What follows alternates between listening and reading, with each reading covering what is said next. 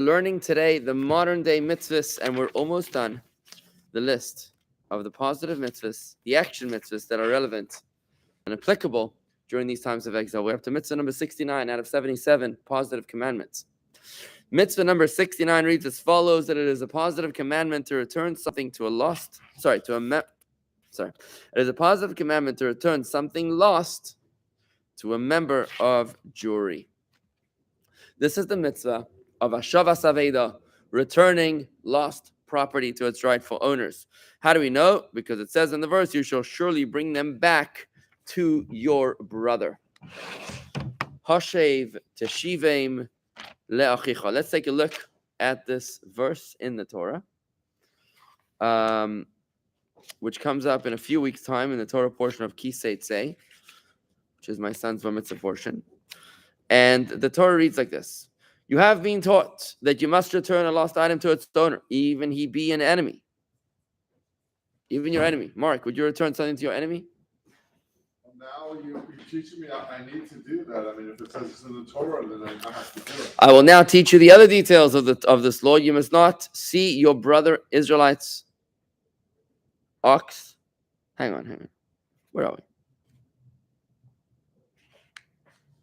Here. You must not see your brother Israelite's ox or sheep straying and ignore it. Rather, you must return it to your brother. That is the origin of the mitzvah. But if your brother is not near to you, or if you don't know where the owner is, who the owner is, you must bring it into your house. It must remain with you until your brother seeks it, and you must then ascertain that it in fact belongs to the person claiming it, whereupon you must return it to him. So in other words, if you don't know who the owner is, you bring it home, and then you wait for someone to claim it with signs.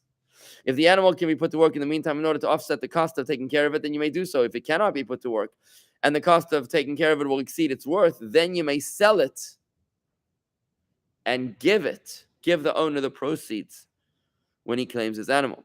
So must you do with his donkey, and so must you do with his garment, and so must you do with any lost article of your brother that he has lost and that you have found. You cannot ignore it, for God has commanded you not to. So this is the prohibition against ignoring. You cannot ignore and say, oops, I didn't see it. You can't say that. I have a question, Rabbi. Yeah, what's your question? Okay. Last week, my son was working at the golf club. Someone turned in money to him, and he waited until the end of the day. Nobody claimed it. He was able to keep it, but that someone gave it to him, said, "Oh, you can hold this." And if nobody came back and said they lost. So I'm just wondering, so when it comes to money, it depends on whether it was given up hope or not. So if somebody would not have given up hope, then you cannot keep it. But if he did give up hope, then you can keep it. How do you know if somebody gave up hope? So, for example, if you found a $100 bill floating in the ocean, what are the odds that somebody's going to claim it floating in the ocean? I mean, like, seriously, right? You found a $100 bill at the bottom of the World Trade Center, during Ground Zero. Like, seriously, who's going to claim this? But if you find a $100 bill neatly underneath a siddur in a bookshelf somewhere, you can assume that if somebody left it there for a reason, like in a nice envelope, with a little initial on it, then it belongs to someone. So that's how you got to use common sense. Good morning, Fran and Elaine, Marty, Corey, and Jay. Okay, so let's go further. If one turned a blind eye to it, he has disobeyed a positive commandment as well as violated a negative commandment. If he took the lost object and did not return it, getting worse, he has also disobeyed this positive commandment and violated two prohibitions. The negative commandments number 35 and number 182. We'll learn about the negative prohibitions later. But right now we're learning about the positive prohibitions. So the first thing is you cannot ignore it. Number 2 is you have to return it. Right? And that's a positive and a negative prohibition. It is a religious duty to return a lost object even to a wicked person. You can't say, well, actually, they're not politically aligned with me. I don't approve of their life's choices. Therefore, I will deprive them of their lost object. That's prohibited. You can't do it. But if someone eats carcasses, nevelis, non-kosher meat, out of spite and defiance, or if he violates the Shabbos openly, then he's considered a heretic. Wow, this is intense. And it is forbidden to return a lost object to him. So this is talking about a guy who deliberately violates the laws of kosher by eating carcasses And what is a carcass? An animal that wasn't slaughtered properly. That's what a carcass is. And also, or if he violates the Shabbos brazenly. Do you know people like this? Do you know anybody that violates the Shabbos publicly? No? Good morning, David. Does anybody here know somebody that eats carcasses, that deliberately eats non-kosher? Now, I agree with you, Steve, because Steve is shaking his head. He's like, no. And you're right, because even though we know people that might not eat kosher, even though we know people that don't keep Shabbos, they don't do so brazenly. They don't say, I know today's Shabbos and I can't wait to violate the Shabbos. They do it out of convenience. They do it out of rote. They do it out of habit. Primarily, they do it out of ignorance because they don't know better. But to say that I know someone that's deliberately violating the Shabbos, that's deliberately ordering the chazer, it's very, very, very unusual. I don't think I know anybody like that. If a person finds something with which it would be beneath his dignity to bother, and were it his own, he would not trouble himself with it. You know, you're walking down the street, and there's a penny that's like, embedded in the tar. If it was your own penny, you wouldn't pick it up. So do you have to pick it up for someone else? No. He has no duty to bother with this. If ever he wishes to act beyond the strict line and letter of the law, he may do so, and may blessing come upon him. Now, Rabbeinu Yonah wrote, if it is a religious duty to devote effort to rescue another person's items of monetary value, how much more so must we expend effort to rescue him himself, to do something to save your friend himself in his time of distress. If you're supposed to go to such great lengths to return your friend's property, even if he's your enemy, how much more so should a person be obligated to be concerned with the welfare of his friend or of his enemy when he himself is in distress? This obviously would be the mitzvah of loving your fellow like yourself. To love him, to love your fellow Jew just because he's your fellow Jew, even if he's a Republican, right? You're supposed to love him even if he's a Republican. Or if he's a Democrat, right? Even if he's pro-abortion, even if he's anti-abortion, right? Makes no difference. Even if he's pro-Palestinian, makes no difference. You're supposed to love him for his own sake. It is enforced everywhere at every time for both man and woman. So that's the core of the mitzvah. Let's go dig a little deeper. Let me pull up a book over here. Hold on with me a moment. I'm going to look up a book which goes into greater depth and detail. This is Sefer HaChinuch, the book of the Mitzvahs. Good morning to you, Leah and David. Let's see.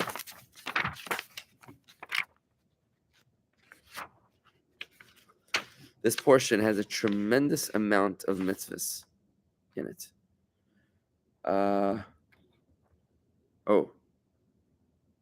No, it's another book. Just bear with me a moment. Almost ready. Yeah, this particular portion had I think more mitzvahs than any other portion in the entire Torah. So we got a lot to cover in this portion. Once again, if you didn't catch this in a previous class, Sefer HaChinuch, the Book of Education, is a fantastic work, which was written by an unknown author in the 13th century. Here it is. As a bar mitzvah present to his son. We're not sure exactly who the author is, even though it's attributed to Rabbi Aaron Halevi of Barcelona.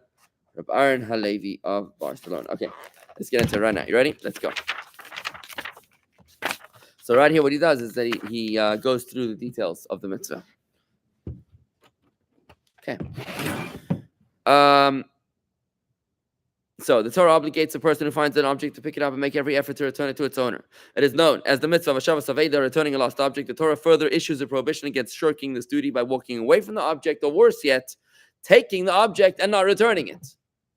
This obligation and its corresponding prohibition are the subject of the next two mitzvahs: the obligation to return a lost object, and the subsequent mitzvah, which is the prohibition to ignore a lost object. That's a double mitzvah. You understand that a person that does this mitzvah is observing two mitzvahs out of 613. Right? Does that make sense? Positive and negative.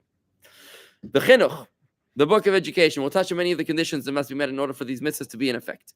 When these conditions are in place, the finder is obligated to pick up the object. If he knows who the owner is, he should return it to him directly. If he does not know who the owner is, he announces in public that he has found the object, and the owner can claim it by providing an identifying mark. That's key. Key here is siman, an identifying mark. Chinuch will address what constitutes a valid sign. Somebody says, well, it was money. Is that enough of a sign for your son in the golf course when he has $100 bill? No, it's not enough. Could he say it was an item of value? I mean, that's pretty generic. Anybody who lost the object could have claimed that. There's a good story of a guy gets up in shul and he says, I lost my wallet. There's $1,000 cash in it. Anybody who finds it, I'll give them $50 reward. So a voice calls across the room, I'll give 100. Right? Rabbi, I was thinking, it was found on the golf course. That person could have been giving my son the $100 bills and because they didn't want to take credit for it. Yeah, but you can't assume. You can't assume. No. He might have said, hey. Can't assume. You can't assume. Maybe the guy intended to give it to my son. If you wanted to, he'd give it to him. He wanted to do it anonymously. So hey. Right. You can't assume until you give it some time, and that's what we're going to cover in this mitzvah. Until the owner is found to find them as God the object, to ensure that it is not lost or stolen, and must also properly maintain it so that it not be ruined. He may not use it for his own needs. He is not obligated, however, to incur any financial expense or loss on account of tending to the lost object. Here's what we're going to talk about. So let's go through this mitzvah. You ready? Steve, you ready to roll? We are commanded to return a lost object to its owner, as it says in Deuteronomy, "Hashev teshivim le'achicha," you should return them surely to your brother. Indeed, the sages of blessed memory stated in Bava Metzia Talmud that returning a lost object is a mitzvah obligation. This mitzvah is repeated elsewhere in the Torah, as it says, if you encounter the ox of your brother, you shall surely return them to your brother. So it's interesting. The same mitzvah is repeated elsewhere in the Torah.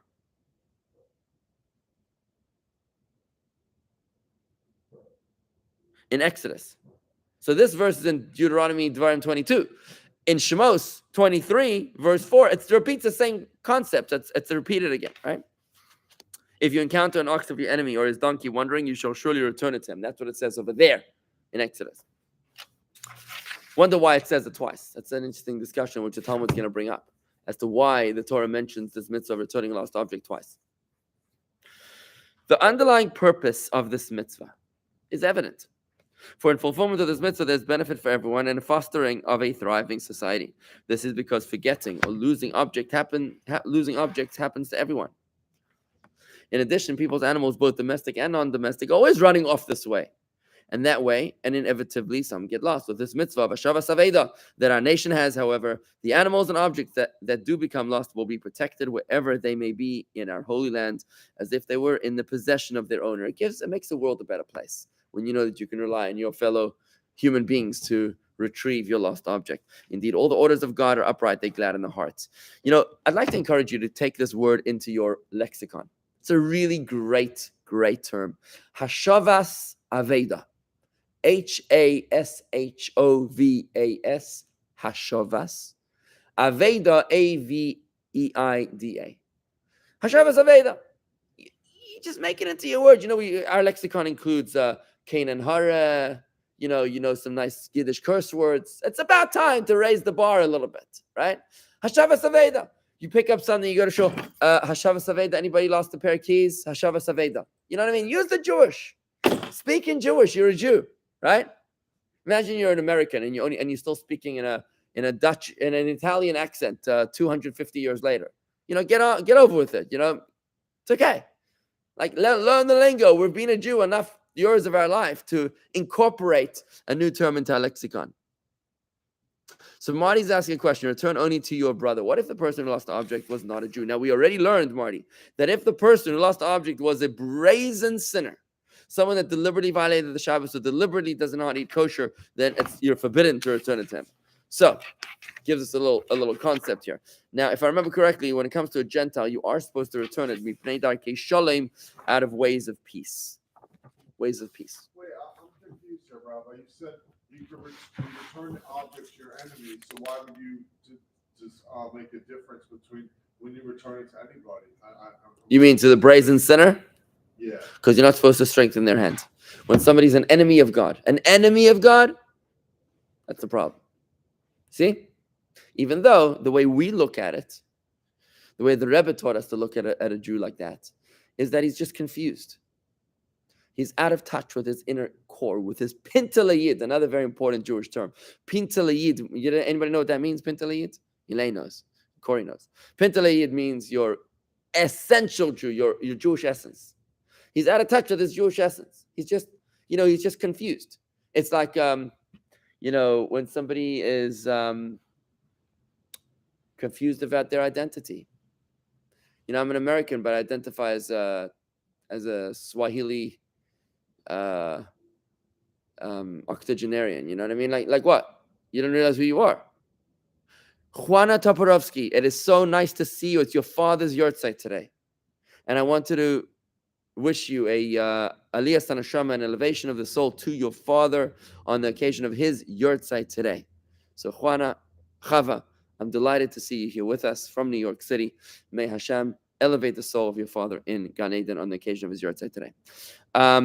So what was I saying? If you're confused, out of touch with your essence, then it becomes a problem, right? And we, Chabadniks, we look at those Jews, not how they behave on the outside, but for who they are on the inside, right? So even a guy that's brazenly anti-God, anti-theist, makes no difference. We'd still love him, right? The same way I'd love my daughter or my son, right? Good. Now, let's talk about the laws of the mitzvah. Amongst the details, the laws of the mitzvah, that which the sages of blessed memory stated that there are certain lost objects that a person finds in circumstances and locations such that he's not required to return them to the owner. What are those? But rather he may acquire them for himself, because the Torah does not obligate us to return these lost objects. Now, let's take a look. There's a list of items that one need not return to the owner, but may take them for himself. The common denominator is that they have no siman, no identifying mark. If you find something like a $100 bill, which has no siman, no identifying mark, by which to recognize and distinguish them, as Chinuch will later explain, it is assumed that someone who lost an object that has no identifying mark despairs of recovering it. You lost a $100 bill. What are the odds? What, do you memorize the serial number? How are you going to identify this thing?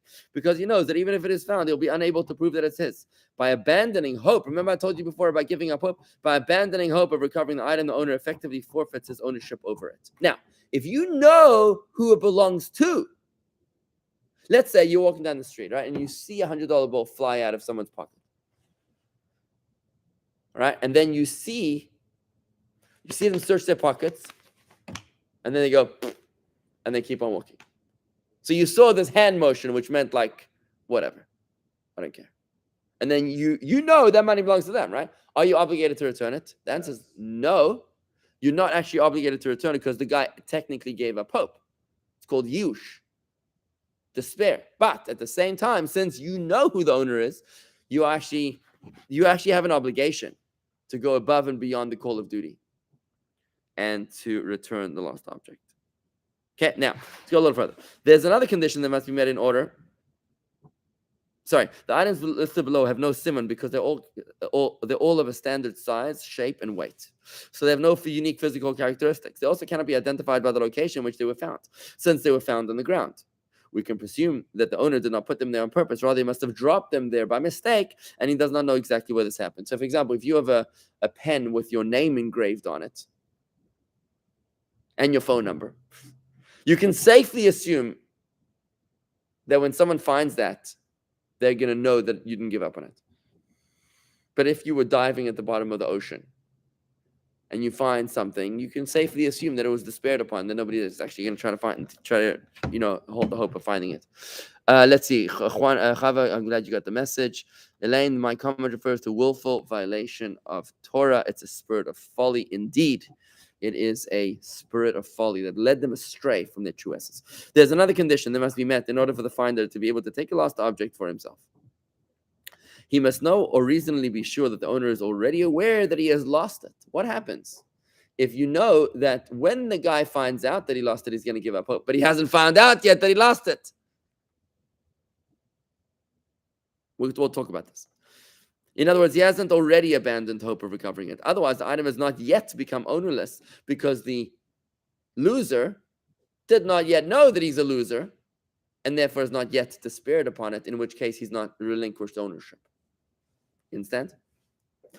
The items listed below meet this condition because the owner is aware of the loss almost as soon as it happens. In some cases, this is because the item is important to him. Like money. Money, the Talmud says people will frequently check their pockets for money. If you're carrying diamonds in your pockets, it's not the kind of thing that you sort of remember once a day to check. Diamonds, you frequently, you're checking your pockets just to make sure they're still there, right? So you can assume that somebody lost a diamond there. They know about it.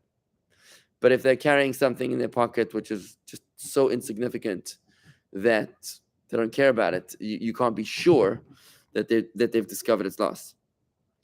I have a problem with this entire philosophy. Let me just finish the paragraph. Hold on. In other cases, the item is heavy, so he quickly notices that his load is lighter than before. It's another way of knowing that he knows. In any event, by the time a finder discovers the item, the owner is surely aware of his loss and has already abandoned hope of recovering it, since it has no sign. The finder is therefore allowed to keep it. That's the introduction to what we're about to do right now. Yes, go ahead, Steve. What's your concern? The guy gave up hope. Yeah. So I'm swimming in the ocean. I have a very expensive pen with my name on it, phone number. Yeah. And I lose it. Okay.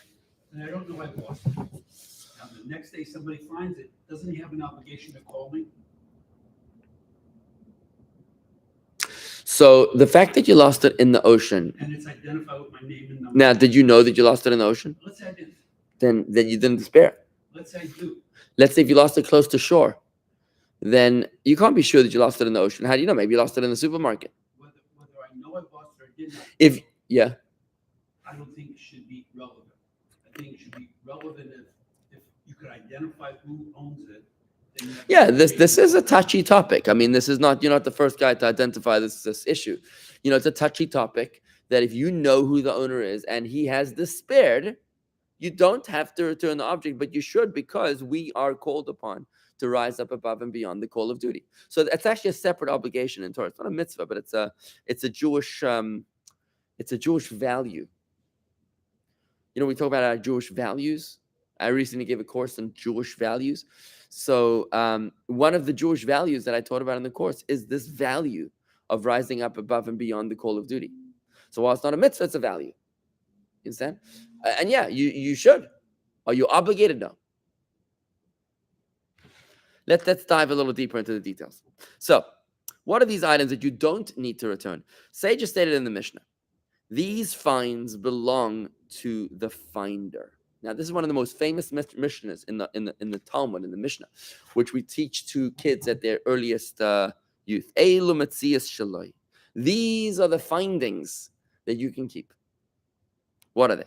If one found scattered produce, like a bunch of bananas, but they were scattered, or scattered coins, or bundles in a public domain, bundles meaning small sheaves of grain, or round cakes of pressed figs, or loaves of a commercial baker, or strings of fish, or pieces of meat, or fleeces of wool brought from their province, or bundles of flax and tongues of purple dyed wool. All of these you can keep. Why?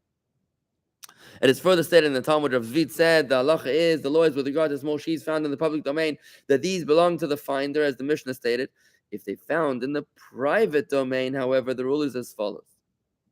So that was in a public domain. Basically, the point was that they were in a way where there's no identifying mark. It's like a bunch of haphazard fruits and vegetables or coins. There's no way to prove that it was mine. But if you're going to say, well, I lost $18 and they were in this denominations and they were stacked like a pyramid, okay, that's a sign. Right? What about if it was found haphazardly, but it was in a private domain? If they lie in a way indicated that they had fallen from the owner, then they belong to the finder. However, if they lie in a way indicating that they had been placed there by the owner and not fallen from the owner, then the finder must announce his find. Announce it, hoping for the loser to claim it. The sages explain there, how can one tell whether they are situated in a way indicating that they had been placed there deliberately by the owner, or in a way indicated that they had fallen from him? How do we know the difference if the way that they're positioned right now indicates that they had fallen, or in which case you can keep them, or that they were placed, in which case you have to announce them? How do we know? The Gemara there does not directly inform us as to how one can tell whether sheaves were dropped or purposely left in place. However, the Mishnah states that a utensil that is found covered in a garbage heap is presumed to have been placed there on purpose. Similarly, the Mishnah teaches that a donkey or cow found grazing by the road is presumed to have been left there intentionally by the owner. Chinuch apparently means that similar common sense guidelines would apply to sheaves as well. So you got to really use your common sense to evaluate, to ascertain as to whether or not the item was placed there or dropped there. If it's dropped, it's despaired upon. If it's placed, that's not despaired upon. Now you've got to be honest with yourself to figure out if this is truly something that that was lost or not, or you're just being biased in your evaluation. And who knows whether you're being biased? Hashem.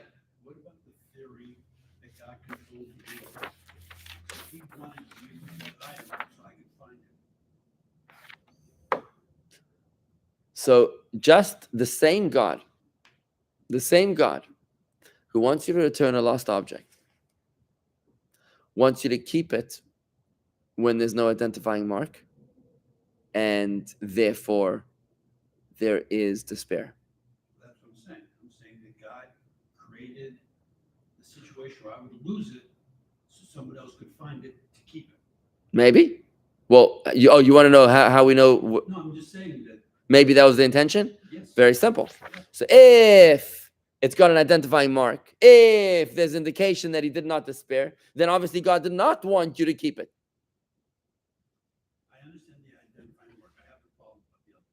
Which, despair? Well, despair is closely related to identifying mark. Look, bear in mind, your expensive pen with your name and phone number engraved on it, found by the seashore, is not despaired upon. Look, if you're on a cruise ship and you drop a pen out of your pocket, that's pretty much despaired upon when it falls into the depths of the ocean. Agreed? But when it comes to the seashore, I don't think it's despaired upon.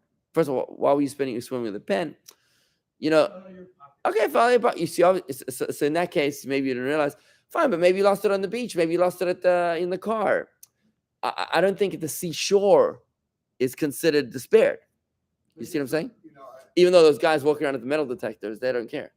They're like, whatever I find is mine. Finders keepers, right? What was that, Mark? I was going to say, it's one thing if you drop a pen and you use a pen that has your name on it. What if you? I mean, it's a different thing if a child or somebody else, an individual falls into the sea and they're obviously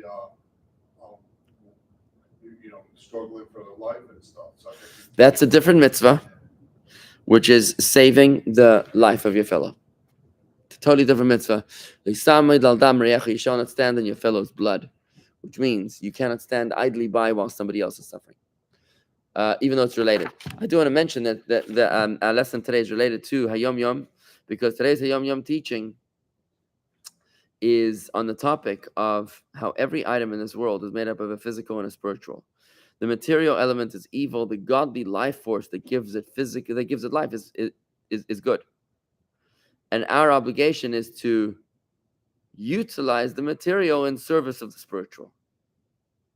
So when we utilize the physical object for its godly purpose, what we are effectively doing is returning lost objects to God. Isn't that a beautiful concept?